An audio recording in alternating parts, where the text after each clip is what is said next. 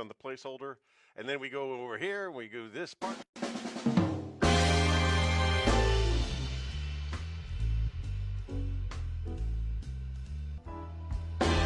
In 1926, this company became the first company in America to start the 40-hour work week.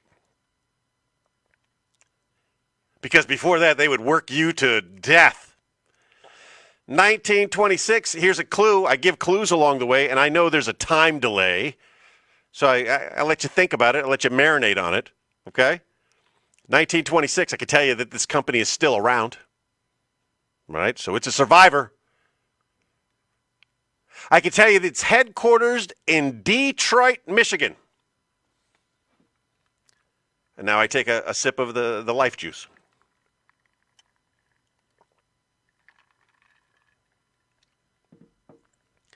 Any guess will do. I can't go long periods of time without saying something. Third viewer.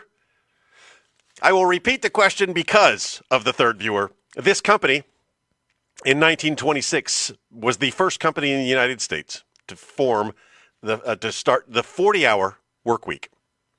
The clues I have given so far is the company is still around, and it is headquartered in Detroit, Michigan.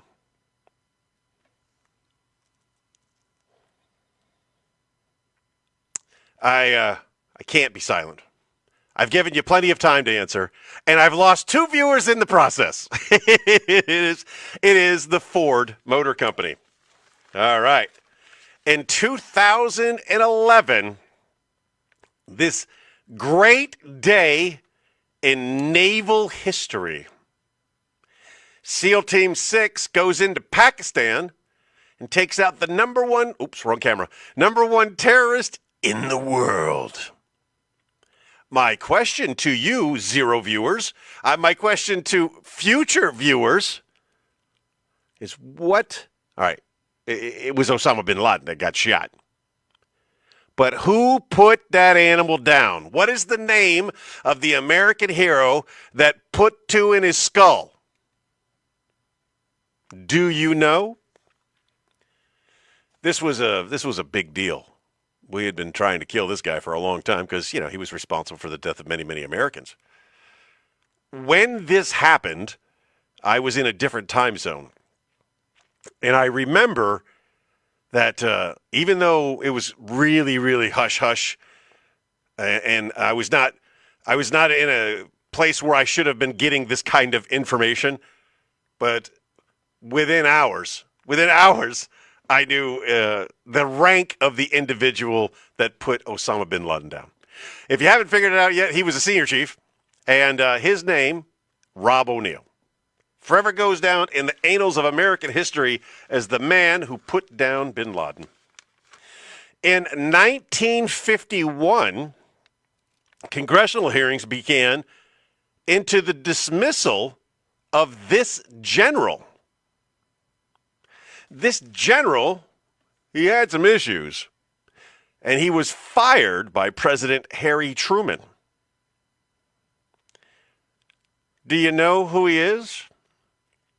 If you're good on your history, I could tell you he escaped the Philippines. And when he escaped the Philippines, he uttered these very important words: "I shall return."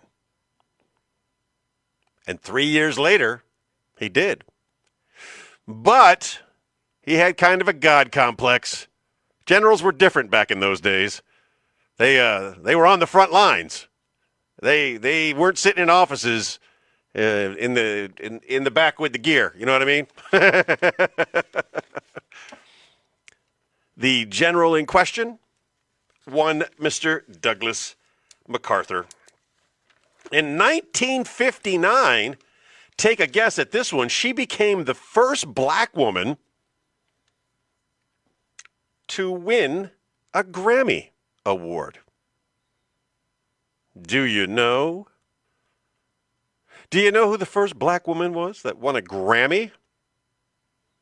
It's kind of like basketball. And since then, they've won them all. No, they win most of them. They do a good job. They represent very, very well in the music categories. who was the first black woman to win a Grammy. I want to give you a clue, but I can't. I can't think of any of her songs. The only song I have in my head right now is Etta James, and that's not the right answer.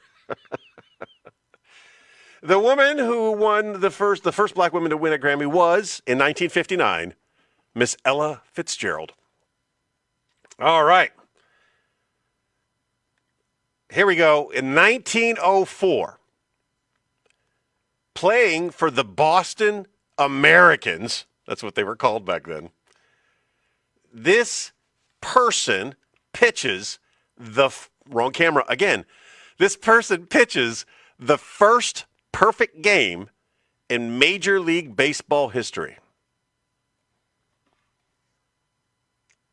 I'm not trying to stump you, okay? I'm not playing a game of Stump the Chump. I'm not sharing information with you that you're only hearing for the very first time or that I only knew 10 seconds ago. I'm not doing that. You probably know who this is, but you didn't know what he did. There's a big trophy that's named after the athlete that in 1904 pitched the first perfect game in Major League Baseball. That man's name, and probably if I give you his first name only has 2 letters in it, and his first name is most likely a name you've never heard ever again. I got a viewer, so I'm going to go back and remind you what we're talking about here. In 1904, this young man playing for the Boston Americans pitched the first perfect game. Yes, Damien, it was Cy Young. And have you ever met a Cy? Ever? Thank you. All right. 1937. I don't know how, there's a bunch of different ways I could frame this question. I'm going to start big picture. I'm going to start way up here at the 200-foot view.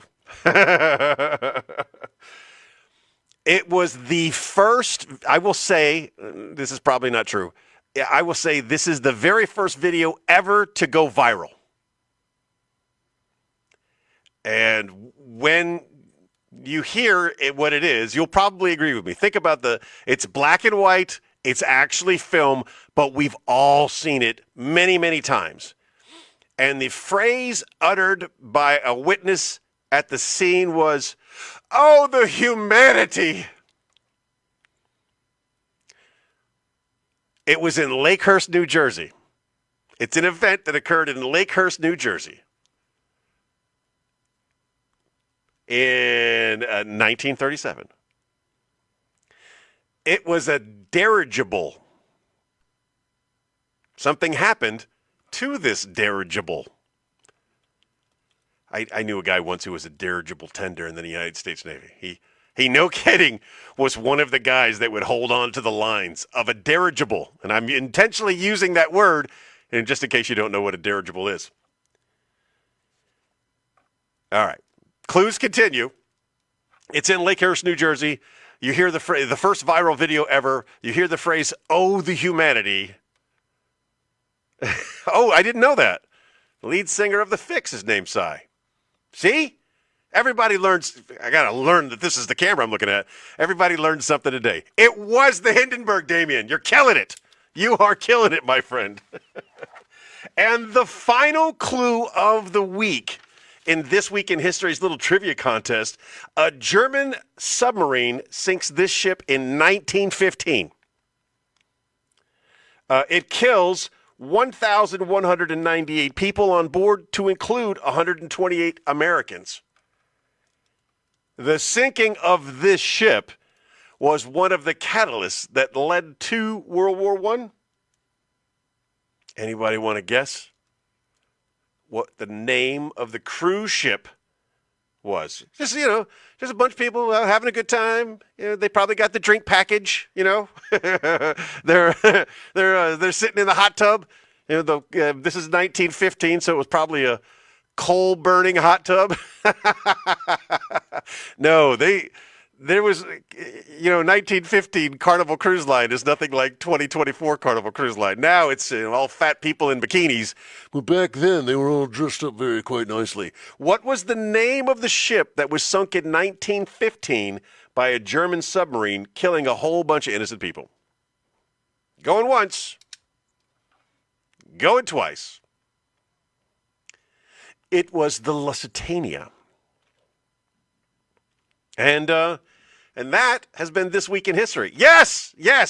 I'm giving you credit for it, Damien. I'm giving you credit because I didn't account for the time delay. Good job, sir. This week's live winner is Mr. Damien Fitz. Very funny man.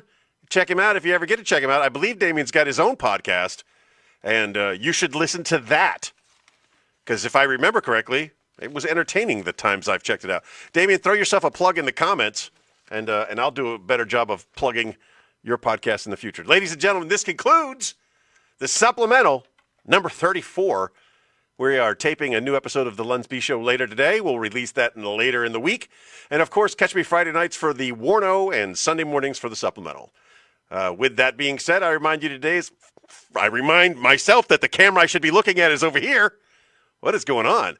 I remind you today as I remind you every day. Just be the best person that you could be. And if you were a great person today, be an even better person tomorrow. Chick Proof sends her love. I am